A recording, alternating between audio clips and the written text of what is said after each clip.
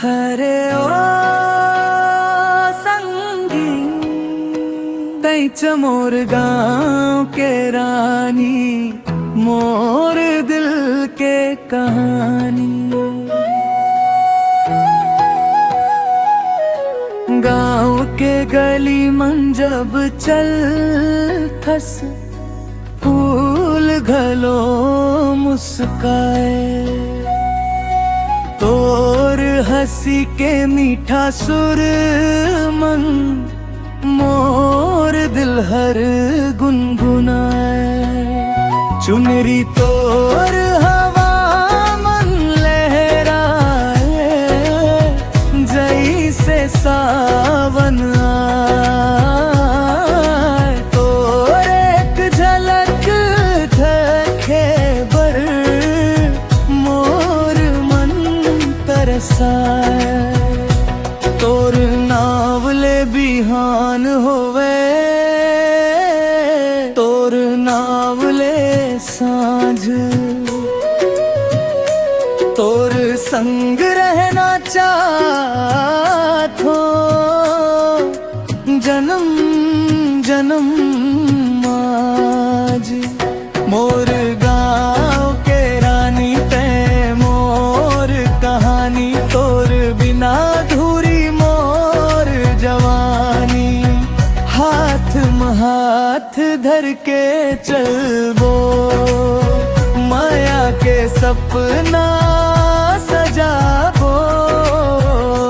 मोर गाँव के रानी ते मोर निशानी, दिल में बस गे ते मोर दुलारी।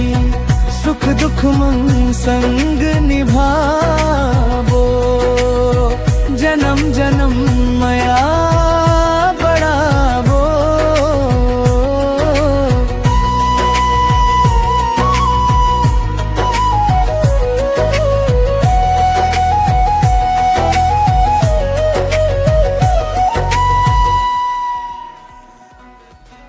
बरगद के छाँव तले संग संग बैठबो, नदिया किनारे सपना ला मिलके सच करबो। चंदा उतारा कहते माया हमर सच्चा है, तोर संग बिताया हर पल जिंदगी के अच्छा है। कभू नहीं छोड़ूं तोला, यही मोर वादा है। तोर खुशी मन मोर खुशी, यही मोर इरादा है।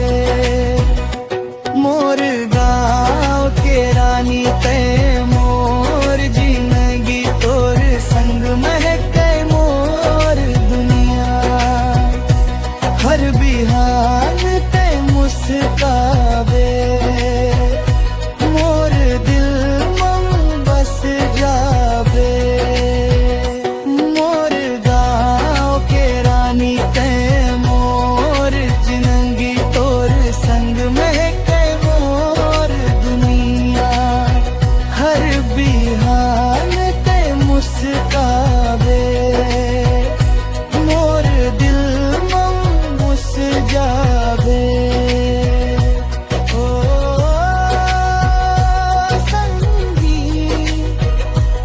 मोर भाव के रानी, मोर दिल मन हमेशा राज करबे।